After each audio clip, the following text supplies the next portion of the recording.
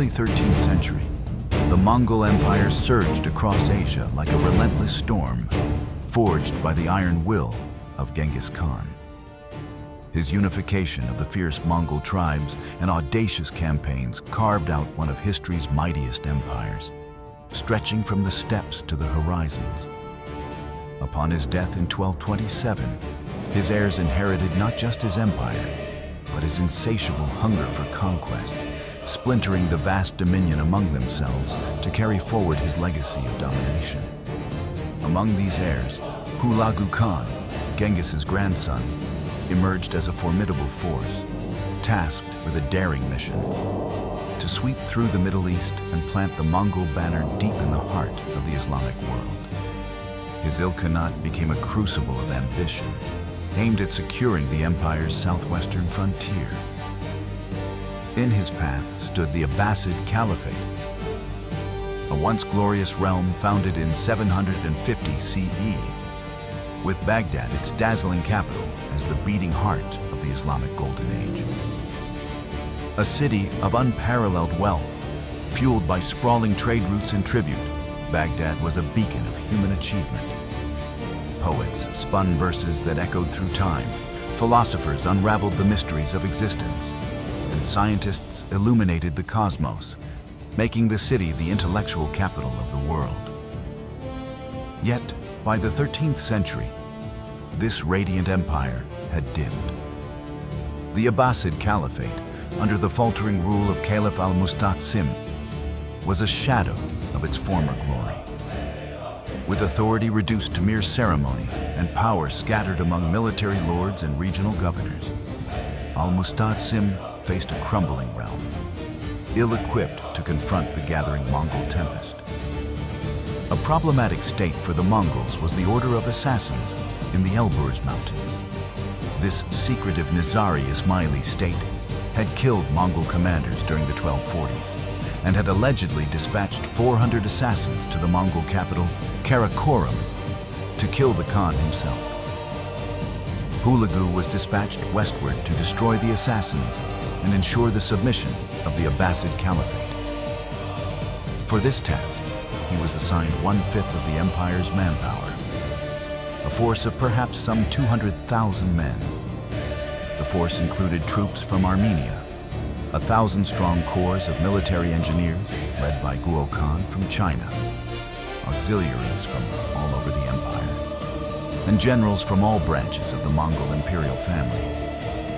Because of the size of his force, Hulagu's progress was extremely leisurely by Mongol standards. Early the following year, the Mongols entered the assassins' heartland of Kohistan. An advanced vanguard under the general Kitbuka had taken numerous Ismaili fortresses, unsuccessfully besieged the stronghold at Gerdku, and sacked the city of Tun. Between 1253 and 1256, the Grand Master of the Assassins, Rukn al-Din Khurshah, attempted to stall for time, but his fortresses steadily fell to the Mongols, and he surrendered on November 19th.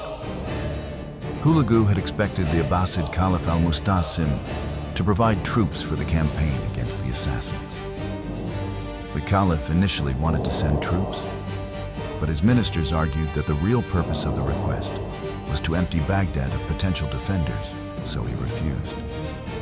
Hulagu spent the summer of 1257 on the Hamadan Plain. He was soon joined by Baiju, another Mongol commander who had been occupied with troubles to the northwest. Baiju brought Georgian, Armenian, and Seljuk vassals to join the Mongol army. In September, Hulagu began a correspondence with Al-Musta'sim. His first message demanded that the Caliph dismantle Baghdad's defenses and send his 3 principal ministers: the vizier, the commander of the soldiers, and the Dawatdar, who was responsible for tax and harvest collection and the mustering of soldiers. Al-Musta'sim's reply to Hulagu's letter called the Mongol leader young and ignorant, and presented himself as able to summon armies from all of Islam. In addition, Hulagu's request was denied, and 3 less important officials were sent instead, accompanied by disrespectful behavior toward Hulagu's envoy. a further exchange of letters brought no progress. Losing patience, Hulagu consulted his advisors on the practicalities of attacking Baghdad. Hulagu reached the eastern suburbs of Baghdad on January 22nd. The Mongols then began the siege of Baghdad by constructing fortifications around the city. At this point in history, the walls of Baghdad were in disrepair, and the garrison, some 50,000 men, was untrained and largely incapable.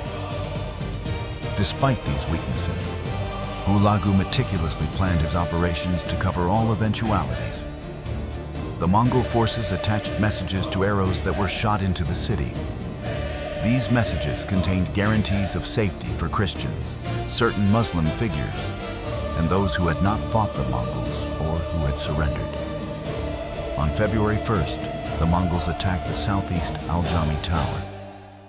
After some intense fighting, the first breach was made. Mongols stormed the breach, and brutal fighting took place. Despite breaching the walls, the Mongols were pushed back, and the siege continued. On February 4th, the Mongols managed to breach the eastern battlements. After intense fighting, the Mongols seized this area of the city. The Caliphate's soldiers rushed to the other side of the city and began preparing more fortifications. Sensing defeat, the Dawadar attempted to escape by sailing down the Tigris. But Hulagu's preparations held and forced him back into the city with a loss of 3 ships. Caliph Al-Musta'sim sent out numerous envoys during the next week. But Hulagu was determined to accept nothing less than unconditional surrender. Both the Dawadar and the commander of Baghdad's garrison were surrendered to the Mongols during the negotiations and were put to death. On February 7th, a large number of unarmed soldiers and inhabitants emerged from the city in the apparent hope that they would be spared and allowed to settle in Syria. Instead, they were divided into groups and executed. On February 10th, Al-Musta'sim surrendered after sending out an embassy that secured guarantees of safety for his family. Al-Musta'sim left the city with 3,000 dignitaries. Hulagu asked Al-Musta'sim to order the population of the city to leave after laying their weapons down. Those who obeyed were slaughtered. 3 days later, the sack of Baghdad began. The city had approximately 1 million residents, and the army massacred most of them. It was a horrendous act that, in one fell swoop, brought an end to the Islamic Golden Age. The sack led to the destruction of countless manuscripts and books, resulting in an immense loss of knowledge. The House of Wisdom, an iconic institution of learning, was obliterated. Scholars, scientists, and poets either perished or fled, leading to a significant intellectual vacuum in the region. Christians and merchants who traded with the Mongols were spared.